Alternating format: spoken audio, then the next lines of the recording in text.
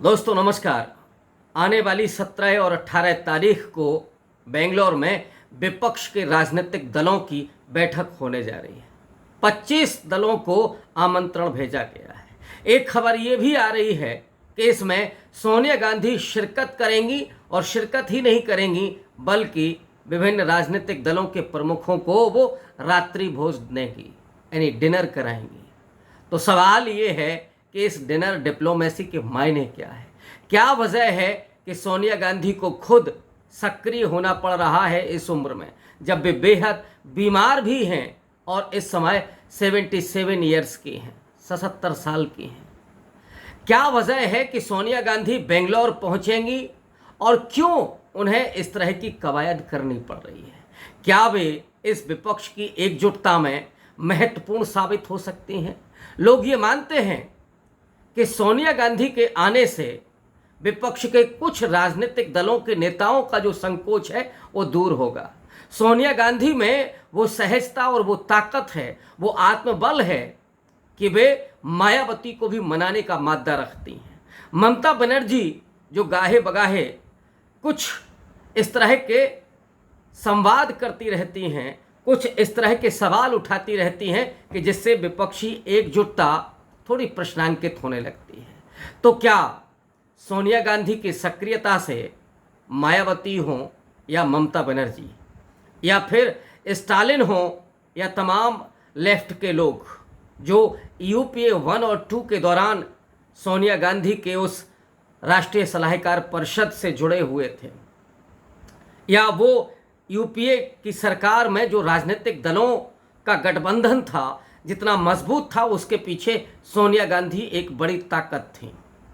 इसलिए सोनिया गांधी शामिल हो रही हैं। जाहिर तौर पर जो विपक्ष के राजनीतिक दल हैं वो सोनिया गांधी के अनुभव का और उनकी सज्जनता का, उनके सहजता का जरूर इस्तेमाल करना चाहेंगे इस विपक्ष की एकजुटता के लिए।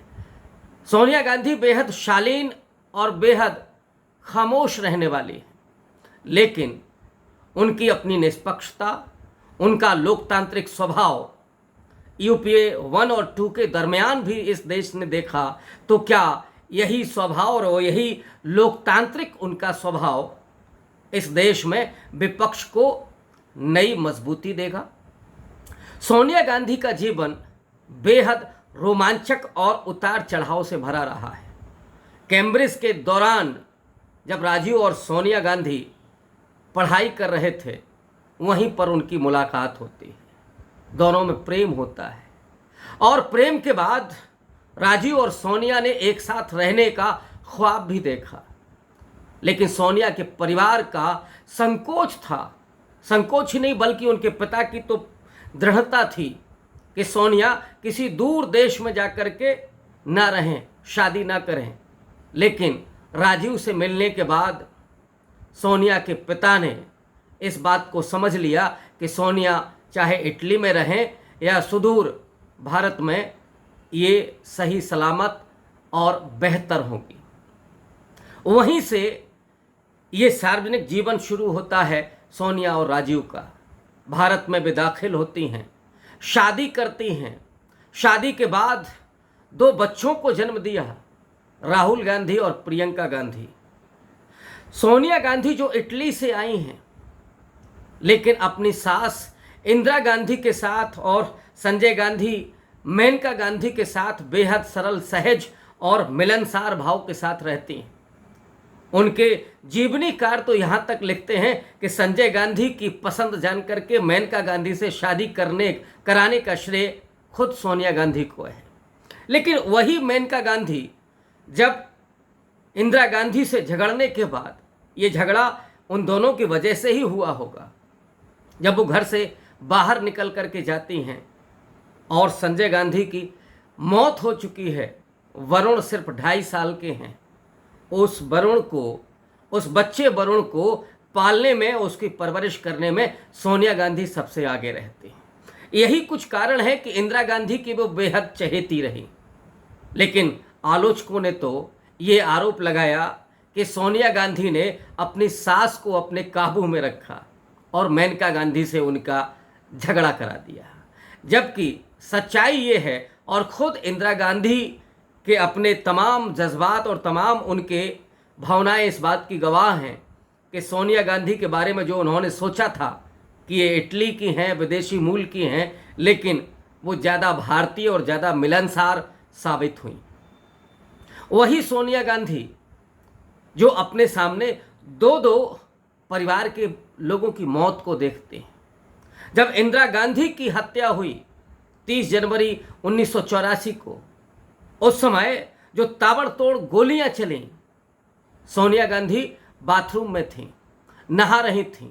वो ठीक ऐसे ही गाउन पहन करके बाहर निकलती हैं, सामने देखती हैं कि लहूलुहान इंदिरा गांधी पड़ी हुई हैं। वो अपने गोद में उनको उठाती हैं, सिक्योरिटी को आवाज़ देती हैं, एम्बुलेंस आती है और उसी एम्बुलेंस में गोद में बैठ करके वो सफदरजंग अस्पताल पहुंचती हैं।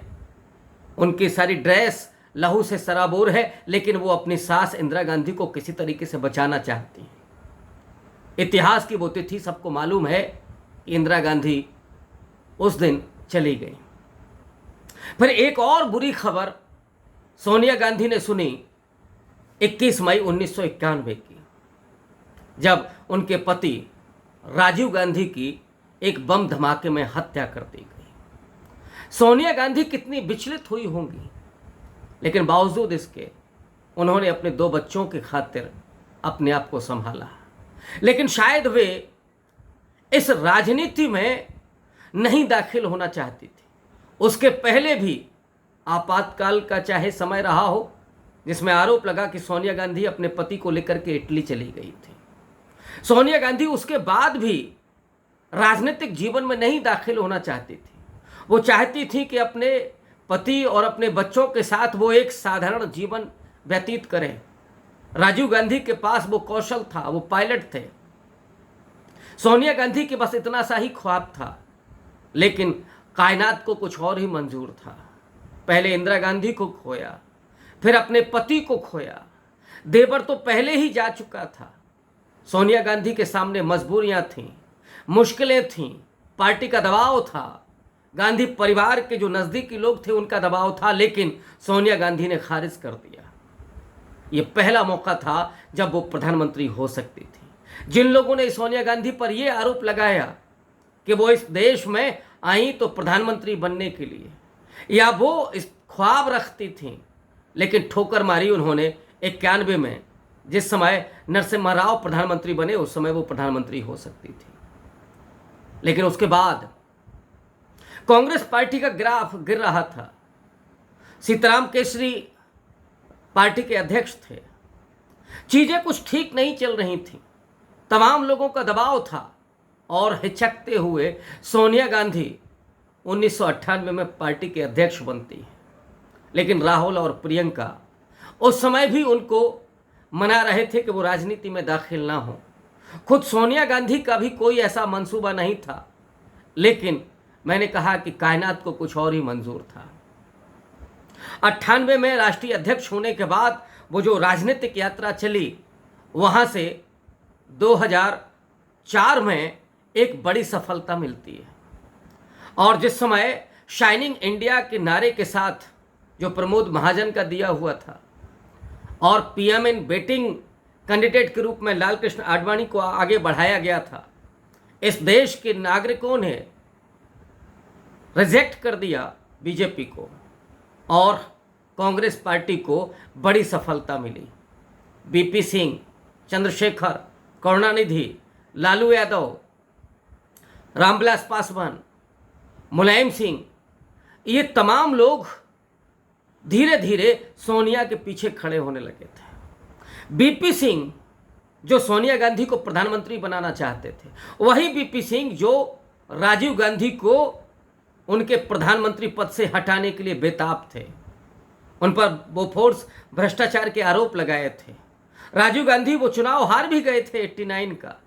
बीपी सिंह प्रधानमंत्री हुए, चंद्रशेखर प्रधानमंत्री हुए, लेकिन प्रकृति का नियम कुछ और है, प्रकृति कुछ और चाहती है। उन्हीं बीपी सिंह को सोनिया गांधी को प्रधानमंत्री बनाने के लिए आगे आना पड़ा। वो चाहते थे कि वो ऐलान करें, लेकिन उसके पहले ही दो कांग्रेस के लीडर्स ने, नटवर सिंह और फोतेदार ने आकर के बीपी सिंह को वो चिट दे दी जिसमें लिखा था कि वे प्रधानमंत्री नहीं बनना चाहती हैं, मनमोहन सिंह उनकी जगह पर प्रधानमंत्री होंगे। कारण ये था कि राहुल और प्रियंका ने सोनिया गांधी को मना लिया था कि वो प्रधानमंत्री ना बने, इनकार कर दिया था, क्योंकि जिस तरह से पिता राजीव गांधी की हत्या हुई थी, दादी इंदिरा गांधी की हत्या हुई थी, ये दोनों नौजवान ये चाहते थे कि उस सार्वजनिक जीवन में कहीं मां को कुछ ना हो जाए, और इस वजह से सोनिया गांधी ने वो प्रधानमंत्री पद ठुकरा दिया। दूसरी बार मौका मिला था, लेकिन प्रोपेगेंडा ये आज तक चलता है कि सोनिया गांधी का जो विदेशी मूल के मुद्दे पर विरोध हुआ उसकी वजह से उन्होंने प्रधानमंत्री पद को छोड़ दिया था, ठुकराया नहीं था। जबकि सच्चाई ये है कि सुषमा स्वराज और उमा भारती के वो विरोध करने के पहले ही ये चिट बीपी सिंह को थमाई जा चुकी थी। मनमोहन सिंह प्रधानमंत्री हुए, एक बार नहीं दो बार, यूपीए 1 और यूपीए 2। उस समय सोनिया गांधी राष्ट्रीय सलाहकार परिषद की अध्यक्षा हुई। यूपीए 1 और यूपीए 2 में जितने राजनीतिक दल शामिल थे उनके नेतृत्व के लिए, उनकी एकजुटता के लिए सोनिया गांधी ने बेहतरीन तरीके से, बहुत सरलता और सहजता, ईमानदारी और लोकतांत्रिक रवैये से एकजुट रखने में उस पूरे यूपीए को कामयाब बनाया। उस समय भी आरोप लगे, कहा गया कि सोनिया गांधी समानांतर सरकार चला रही है, मनमोहन सिंह तो केवल एक कठपुतली हैं। और ये आरोप इसलिए लगाए जा रहे थे क्योंकि बहुत सारे कांग्रेसी नेता 10 जनपद का रुख कर रहे थे। उन्हें लग रहा था कि मनमोहन सिंह की जगह भी सोनिया गांधी से बात करें, लेकिन असल में सरकार तो यहीं से चल रही थी, मनमोहन सिंह के जरिए चल रही थी। हाँ, यूपीए को बनाए रखना, उसकी एकजुटता के लिए सोनिया गांधी लगातार प्रयास कर रही थी। जब उन्होंने राष्ट्रीय सलाहकार परिषद बनाई उस समय भी यह आरोप लगा कि वो एक पैरेलल सत्ता का केंद्र बना रही हैं, लेकिन इस पर विचार करने की जरूरत है कि उस सलाहकार परिषद के फैसले क्या हुए। मूल्यांकन सोनिया गांधी का इस आधार पर किया जाना चाहिए कि उस सलाहकार परिषद के जरिए यूपीए 1 और यूपीए 2 में क्या फैसले लिए गए। उन फैसलों के आधार पर सोनिया गांधी की आलोचना और समालोचना होनी चाहिए। आपको याद होगा यूपीए 1 के दौरान 2 बड़े फैसले सामने आते हैं, एक तो मनरेगा का और दूसरा सूचना का अधिकार था। 2005-2006 मनरेगा जो बहुत बड़ी योजना साबित हुई, प्रारंभिक तौर पर 100 दिनों का रोजगार और 200 जिलों में ये लागू हुई।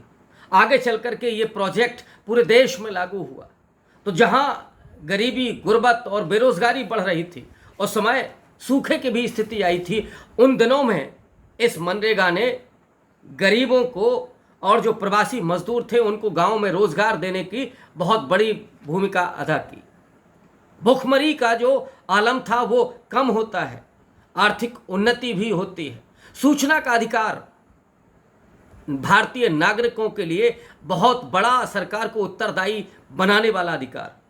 और कुछ लोग तो यहाँ तक कहते हैं कि इसी सूचना के अधिकार ने यूपीए 2 को ध्वस्त कर दिया, क्योंकि जो 2G और 3G 4G घोटाले के आरोप लगाए गए उनकी सूचनाएं इसी अधिकार के जरिए मांगी गई थीं। हालांकि वे आरोप नरेंद्र मोदी के इन 9 साल के कार्यकाल में भी साबित नहीं हुए। 2G और 3G घोटाले के जो आरोप थे वो अदालतों से लोग बरी हो गए। तो ये अधिकार, राइट टू फूड, राष्ट्रीय खाद्य सुरक्षा, ये योजना उस समय इसमें मामूली रकम के जरिए 1 रुपये, 2 रुपये और 3 रुपये प्रति केजी के दर से गेहूं चावल मिलता था। आज वही राष्ट्रीय खाद्य गारंटी योजना एक दूसरे रूप में नरेंद्र मोदी उसका पूरा महिमा मंडन करते हुए अपना श्रेय ले रहे हैं। 5 kilo ration free of cost, ये 1 रुपये, 2 रुपये वो टोकन मनी थी जिसके जरिए लोगों के सम्मान और स्वाभिमान की रक्षा की जा सके। लोगों को ये न लगे कि वो फ्री का राशन खा रहे हैं। लेकिन नरेंद्र मोदी, माने मोदी है तो मुमकिन है। मोदी है तो थैंक यू मोदी जी बोलना पड़ेगा, चाहे आपको टीका लगाया जा रहा हो कोरोना में या 5 किलो राशन मिल रहा हो। लेकिन ये नहीं याद कराया जाता है कि ये राइट टू फूड यूपीए 1 के दरमियान बना था। इसी तरह से गरीबों के लिए तमाम और तरह की योजनाएं बनाई गई। आधार कार्ड जैसा फ्लैगशिप योजना उसी दरमियान बनती है यूपीए 2 में। भूमि अधिग्रहण कानून बनता है। आपको याद होगा राहुल गांधी का वो भट्टा परसौल का पूरा आंदोलन। जमीनों को जो सरकार अगर अधिग्रहण करेगी हाईवे बनाने के लिए, किसी प्रोजेक्ट को लगाने के लिए, तो वो सिर्फ मुआवजे की राशि में वहाँ की जमीन की सरकारी कीमत नहीं देगी, बल्कि शहरों में उसका शायद 4 गुना दाम रखा गया, ग्रामीण इलाकों में 2 गुना दाम रखा गया, और इससे एक अच्छा मुआवजा गांव के लोगों को और शहर के लोगों को मिला, जिसके जरिए वो अपने दूसरे विकल्पों पर लग सकें, कोई रोजगार कर सकें, कोई दुकान खोल सकें, कोई व्यवसाय खोल सकें। ये भूमि अधिग्रहण कानून जिसने गरीब लोगों की तकदीर को बदला, जिसने छोटे किसानों की तकदीर को बदला, अधिक मुआवजा मिला।